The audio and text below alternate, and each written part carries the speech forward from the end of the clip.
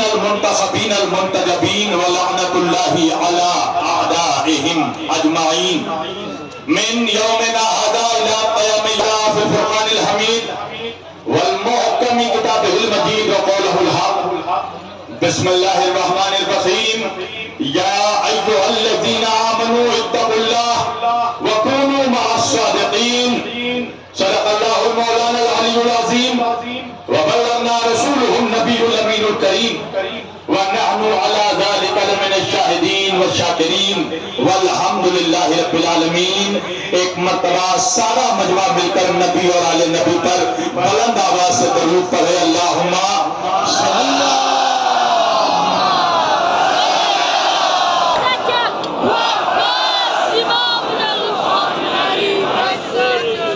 عزیزان گرامی قدر و برادران ملت اسلامیہ،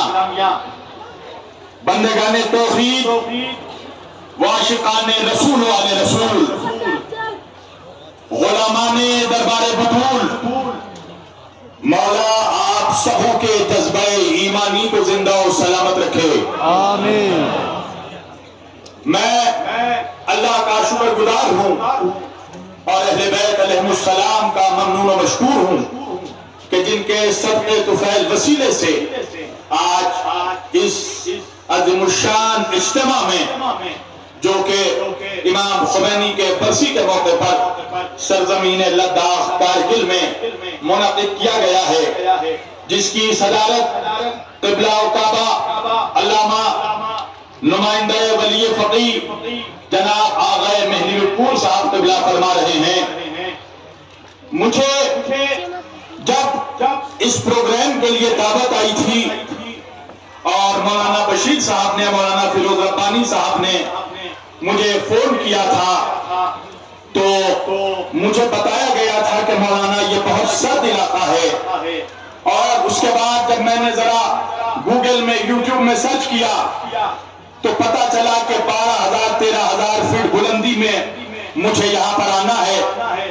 اور یہ بتایا گیا مجھے کہ یہاں پر آکسیجن کی تھوڑی کمی ہوتی ہے، مگر میں اس مجمع میں، اس اجتماع میں، اس جلسے میں آ کر آج یہ بات کہہ رہا ہوں ببانگ دوحل کہ مجھے کارگل میں آ کر مجھے یہ پتا چلا کہ ہندوستان میں اگر سب سے زیادہ کہیں آکسیجن موجود ہے تو وہ کارگل میں موجود ہے،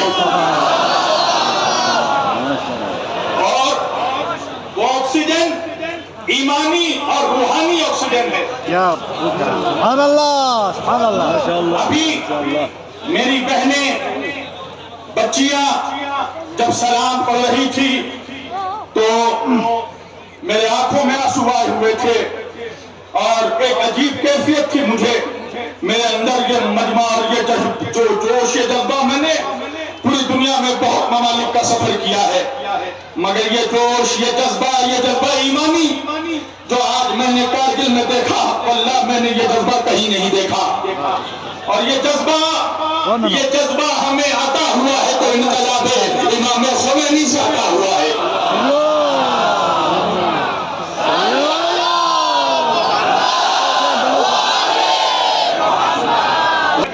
یہاں بیٹھے بیٹھے جو یہ منظر دیکھا میں نے اسٹیج کا، میں اکثر یوٹیوب میں ویڈیو میں جب میں رہبر معظم کے خطاب کو سنتا تھا یا جب میں دیکھتا تھا کہ رہبر معظم کسی جلسے میں، کسی مجمع میں آتے ہیں، عام طور پر اب تک میں جہاں جہاں پروگرام میں گیا ہوتا یہ ہے کہ یا تو لائن سے کرسیاں لگی ہوتی ہیں یا لائن سے لوگ اسٹیج میں بیٹھے ہوتے ہیں، مگر یہ جو انداز آج میں نے اسٹیج کا دیکھا، یہ میں نے ویڈیو میں اس وقت دیکھا کہ جب رہبر معظم اپنے مسند پر بیٹھے ہوتے تھے اور بیٹھے ہوتے ہیں تو میں دیکھتا تھا کہ کبھی ان کے دائیں سرے احمدی نژاد بیٹھے ہوتے تھے، کبھی آیت اللہ رئیسی بیٹھے ہوتے تھے، کبھی وہاں کے بڑے علماء بیٹھے ہوتے تھے، تو میں سوچتا تھا کہ رہبر کے بغل میں بیٹھ کر یہ علماء، یہ رہبران قوم اپنے آپ کو کتنا خوش نصیب سمجھتے ہوں گے کہ وہ رہبر کے پہلو میں بیٹھے ہیں، مگر آج میں کارگل میں بتا رہا ہوں کہ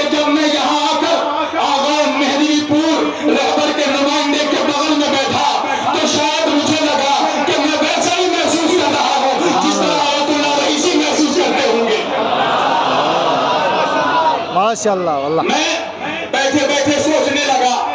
کہ میں اس اجتماع سے کس موضوع پر خطاب کروں، اور میں شرنامہ کلام میں قرآن مجید کی کس آیت واقعی ہدایت کو موضوع سخن قرار دوں۔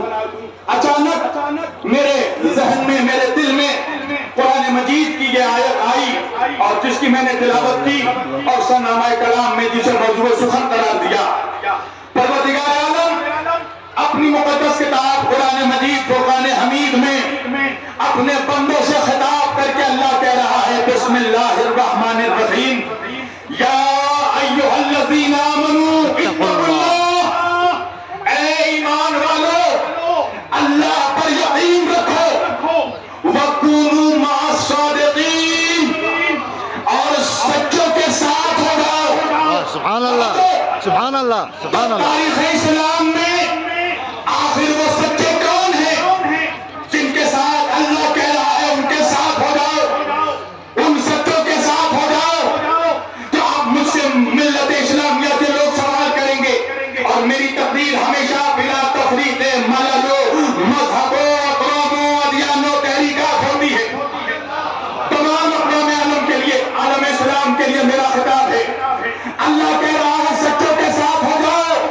تو میرے نوجوان مجھ سے پوچھتے ہیں مولانا وہ سچے کون ہیں؟ تو میں ان کو بتانا چاہتا ہوں کہ نوجوانوں، اگر سچوں کو پہچاننا ہے تو پہلے جھوٹوں کو پہچان لو۔ سبحان اللہ، سبحان اللہ. کیا خوب کہا، کیا خوب کہا. سبحان تاریخ اللہ. اسلام کے اوراق دیکھو، تاریخ اسلام کے اوراق کو دیکھو کہ کون ایسا محاذ تھا جہاں آ کر سارے جھوٹے جمع ہو گئے، اور جب وہ جھوٹے جمع ہو گئے تو ان کے مقابلے میں کون سچے نکلے؟ سبحان اللہ، سبحان اللہ. کیا خوب، کیا خوب. آپ جانتے ہیں ماشاءاللہ یہ قوم عید مباہلہ منانے والی قوم ہے۔ اس قوم کے دلوں میں مباہلہ بھی آباد ہے، غدیر بھی آباد ہے، واہ واہ واہ. بھی آباد ہے، عاشورہ بھی آباد ہے۔ سبحان اللہ، سبحان اللہ. کل یوم عاشورہ و کل عاصم کربلا، یہ قوم یہ نعرہ لگاتی ہے تو قوم جانتی ہے مباہلہ کسے کہتے ہیں۔ نجران کے عیسائی پادری آئے ہمارے آقا حضور صلی اللہ علیہ وآلہ وسلم سے مباحثہ کرنے کے لیے۔ کس ٹاپک پہ مناظرہ تھا؟ مباحثہ یہ تھا کہ ہمارے عیسائی بھائیوں کا عقیدہ ہے کہ عیسیٰ علیہ السلام ابن اللہ ہے، اللہ کے بیٹے ہیں، اور قرآن کا اور اسلام کا عقیدہ ہے کہ عیسیٰ علیہ السلام عبداللہ ہے، نبی اللہ ہے، اللہ کے عبد ہیں، نبی ہیں۔ تو اللہ کے رسول سے انہوں نے بحث کی، مناظرہ کیا، دلیل مانگی، تو اللہ کے رسول نے ان پادریوں سے کہا کہ پہلے آپ اپنی دلیل دیجئے کہ آپ کس دلیل کی بنیاد پر عیسیٰ علیہ السلام کو اللہ کا بیٹا مانتے ہیں۔ تو نجران کے پادری کہنے لگے کہ چونکہ عیسیٰ علیہ السلام کے کوئی باپ نہیں تھے، لہذا عیسیٰ بغیر باپ کے پیدا ہوئے تو وہ ابن اللہ ہیں، اللہ کے بیٹے ہیں۔ تو ہمارے آقا نے جواب دیا کہ اگر اس بنیاد پر تم عیسیٰ کو اللہ کا بیٹا مانتے ہو کہ ان کے کوئی باپ نہیں تھے، تو تمہیں چاہیے کہ پہلے آدم علیہ السلام کو اللہ کا بیٹا مانو، اس لیے کہ ان کے باپ بھی نہیں تھے، ماں بھی نہیں تھی۔ مگر کہتے ہیں کہ اگر کوئی جاہل اپنے ضد پر آ جائے تو پھر وہ کسی کی بات نہیں مانتا، چاہے اس کو جتنی دلیلیں دکھا دی جائیں، جتنا ثبوت پیش کر دیا جائے۔ تاریخ اسلام نے لکھا کہ 3 دنوں تک بحث ہوتی رہی، اللہ کے رسول توریت سے، زبور سے، انجیل سے، قرآن سے، عقل سے، ہر اعتبار سے دلیل دیتے رہے، مگر وہ اللہ کے رسول کے دلیل کو ماننے کو تیار نہیں تھے۔ آخر اللہ کی قدرت کو جلال آیا، اللہ نے جبریل کو قرآن کی آیت دے کر بھیجا، اور جبریل علیہ السلام نے آ کر ہمارے نبی سے بات درود و سلام یہ ارشاد فرمایا کہ یا رسول اللہ، اللہ فرماتا ہے فَقُلْ تَعْلُوا نَدْعُ أَبْنَاءَنَا وَأَبْنَاءَكُمْ وَنِسَاءَنَا وَنِسَاءَكُمْ وأنفسنا وأنفسكم ثُمَّ نَبْتَهِلْ فَنَجْعَلْ لَعْنَتَ اللَّهِ عَلَى الْكَاذِبِينَ۔ اے میرے حبیب، اب آپ ان سے بحث مت کیجئے، اب یہ اس لائق نہیں ہے کہ آپ ان سے مباحثہ کریں، مناظرہ کریں۔ اللہ کے رسول نے کہا تو کیا کریں؟ کہ میرے حبیب ان سے کہیے کہ فَقُلْ تَعْلُوا نَدْعُ أَبْنَاءَنَا وَأَبْنَاءَكُمْ، لاؤ تم اپنے بچوں کو، ہم اپنے بچوں کو لاتے ہیں، وَالنِّسَاءَنَا وَالنِّسَاءَكُمْ، لاؤ تم اپنی عورتوں کو، ہم اپنی عورتوں کو لاتے ہیں، وَأَنفُسَنَا وَأَنفُسَكُمْ، لاؤ تم اپنے جانوں کو، ہم اپنے جانوں کو لاتے ہیں، کیا ہوگا؟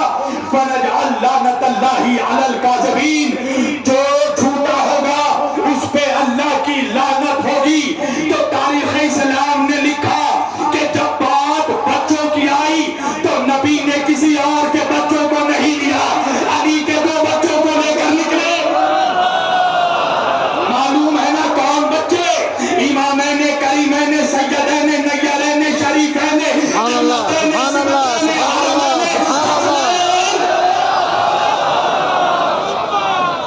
صلی علی محمد۔ حسن و حسین کو لے کر نکلے۔ جب بات عورتوں کی آئی تو آیت میں جمع کا صیغہ تھا،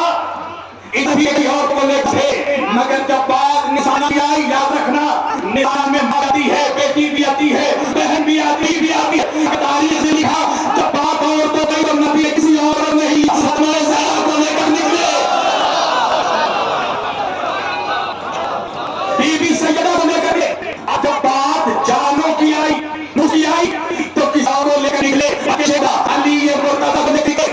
تاریخ نے کہا کہ نبی جب اپنے ساتھ علی فاطمہ حسین کو نجانے ملنے تو جتنے جھوٹے کھڑے تھے نجران کے بدریوں نے کہا کہ اب ہم اسے بحث نہیں کریں گے، اب اسے مناظرہ نہیں دیں گے۔ تو ان بابیوں کے شاگردوں نے کہا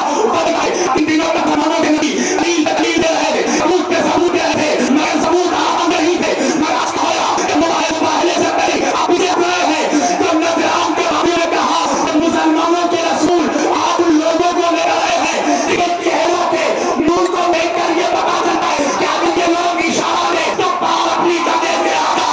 سبحان اللہ۔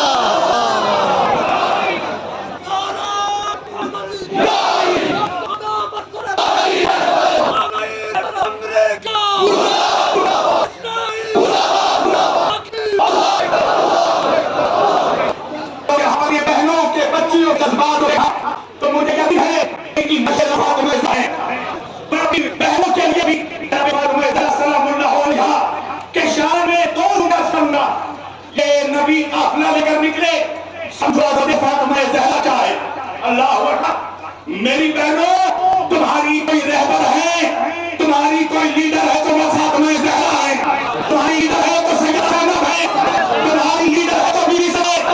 ہم دیکھو فاطمہ زہرا کی جب نبی نکلے، علی فاطمہ حسن حسین کو ساتھ لے کر نکلے، پنجرن کو ساتھ لے کر نکلے، اور قافلہ کیسے نکلا؟ آگے آگے رسول ہے، رسول کی امت میں حسین، رسول کے دین میں امام حسین ہے، رسول کے پیچھے بی سیدہ فاطمہ زہرا ہے، بی بی سیدہ پیچھے مولا علی شریف ہے۔ نہیں قاضی کا مزہ پہنچا نہیں، جملہ بدل کر رہا ہوں، آگے آگے ہے نبیوں کا سردار، پوری بنے ہوئے ہے جنت کا سردار، سبحان اللہ گود میں ہیروں کا سردار، سبحان اللہ چہروں کی سردار، سبحان اللہ، اس کے پیچھے ہیروں کا سردار۔ واہ واہ واہ، سبحان اللہ سبحان اللہ، بہت بہت ماشاء اللہ۔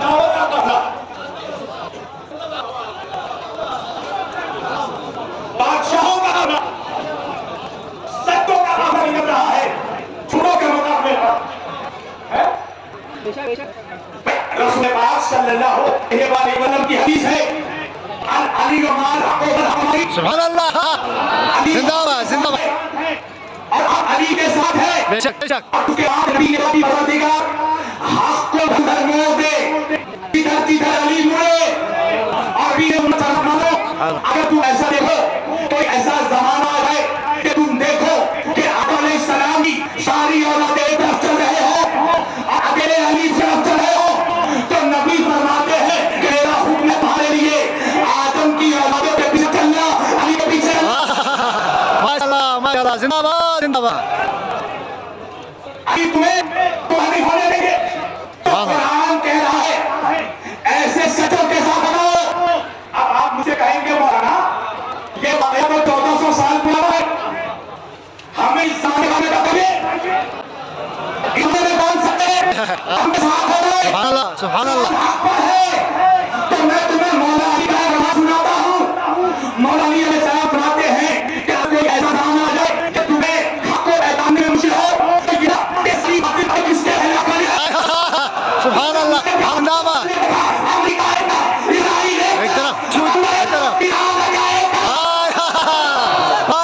ماشاءاللہ اللہ اکبر اللہ استخراج السلم ہمیں نہیں خیراتی کرو